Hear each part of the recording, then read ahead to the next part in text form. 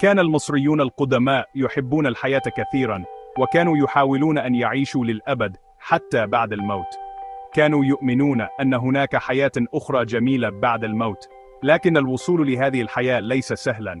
كان سرا مخفيا في طقس ديني غريب اسمه طقس فتح الفم. طقس فتح الفم هو طقس سحري كانوا يعملوه للمومياء في مصر القديمة، وكانوا يعتقدون أن هذا الطقس مهم جدا لإعادة الحياة لحواس الميت في العالم الآخر. من غير هذا الطقس، الروح ستبقى حبيسة الجسد، لا تستطيع الأكل أو الشرب أو الكلام أو الرؤية أو السمع. قبل ما يبدأ طقس فتح الفم، كان الكهنة ينظفون المومياء بطقوس خاصة. كانوا يستخدمون ماء مقدس وبخور وزيوت عطرية لتنظيف جسم المومياء من الداخل والخارج. التنظيف ده ما كانش مجرد تنظيف عادي، لكنه كان طقس ديني مهم لتنقية روح المتوفي من الذنوب والأخطاء اللي عملها في حياته. كان الكهنة يستخدمون أدوات مقدسة خاصة لعمل طقس فتح الفم. الأدوات دي كانت مصنوعة من حاجات غالية زي الذهب والفضة والبرونز، وكانت بتتصنع بدقة وعناية كبيرة، ومتزين برسومات ورموز دينية سحرية. سكشن فمزي، أداة الأدزي، مفتاح الحياة الأبدية. من أهم الأدوات اللي استخدموها في طقس فتح الفم هي أداة اسمها الأدزي.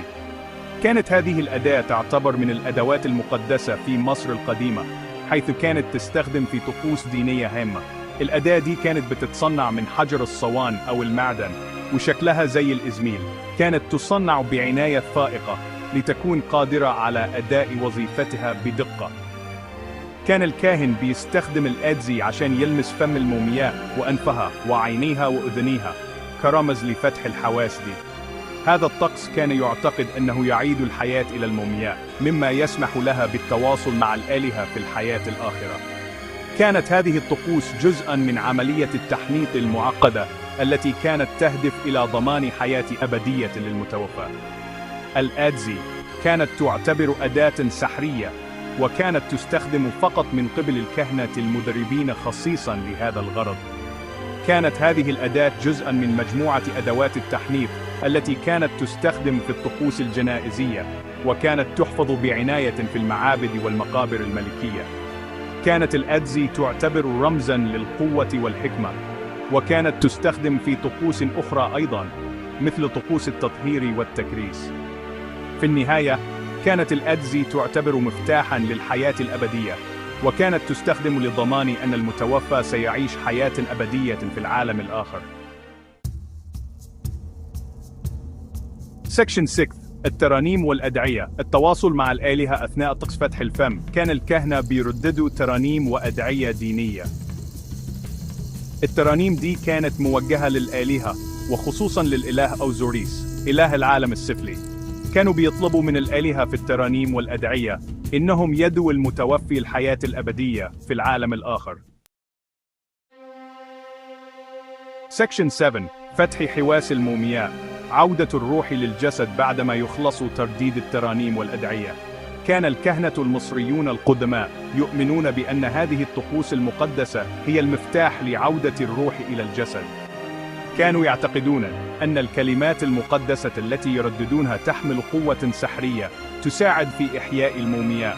كان الكاهن بيلمس فم المومياء وأنفها وعينيها وأذنيها بأداة الأدزي، وهي أداة مقدسة تستخدم في طقوس فتح الفم. هذه الأداة كانت تعتبر وسيلة لفتح حواس الميت.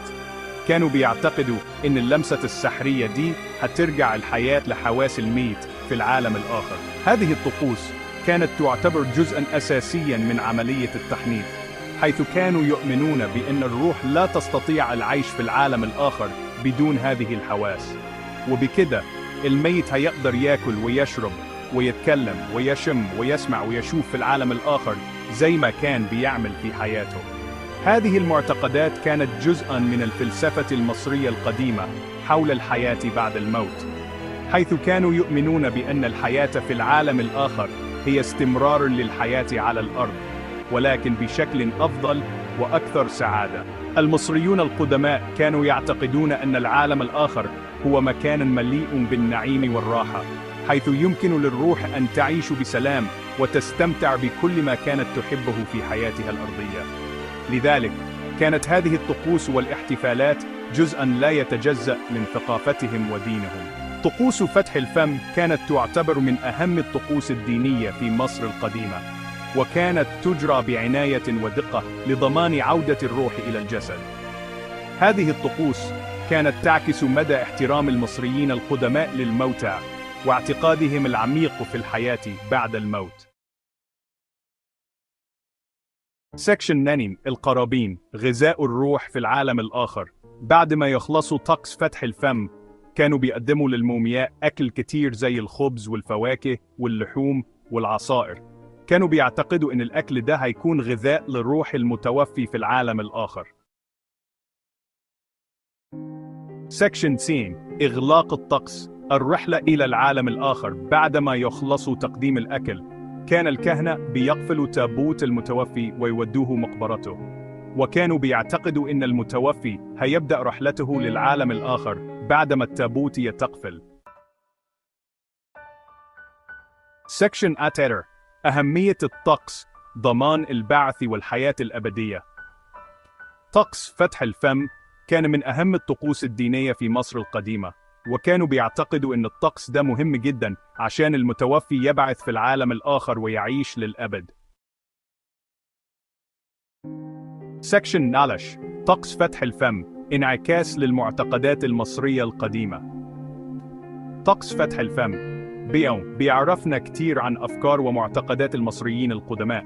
كان هذا الطقس جزءاً مهماً من الطقوس الجنائزية، وكان يهدف إلى إعادة الحياة إلى المتوفى في العالم الآخر. بيبين لنا إنهم كانوا بيؤمنوا بالحياة بعد الموت، وكانوا حريصين إنهم يوفروا كل حاجة حلوة لأحبائهم في العالم الآخر. كانوا بيعتقدوا إن الروح بتحتاج إلى الطعام والشراب والملابس، وكل ده كان بيتم توفيره من خلال القرابين. وبيبقى واضح كمان إنهم كانوا بيؤمنوا بوجود علاقة قوية بين عالم الأحياء وعالم الأموات. كانوا بيعتقدوا إن الأحياء لازم يقدموا القرابين ويقوموا بالطقوس اللازمة لضمان راحة المتوفى في العالم الآخر. ده كان جزء من واجبهم تجاه أحبائهم المتوفين. التحنيط كان جزء أساسي من الطقوس الجنائزية، وكان بيهدف إلى الحفاظ على الجسد ليكون جاهز للحياة بعد الموت. كانوا بيعتقدوا إن الجسد لازم يكون سليم عشان الروح تقدر ترجع له وتعيش في العالم الآخر. النقوش واللوحات الجدارية اللي بنشوفها في المقابر والمعابد بتعكس لنا تفاصيل حياتهم اليومية وطقوسهم الدينية. كانت بتوضح لنا إزاي كانوا بيعيشوا وإزاي كانوا بيستعدوا للحياة بعد الموت. كل ده بيعكس مدى اهتمامهم بالحياة بعد الموت وحرصهم على توفير كل ما يحتاجه المتوفى في العالم الآخر. كانت دي جزء من معتقداتهم الدينية اللي كانت بتشكل جزء كبير من حياتهم اليومية.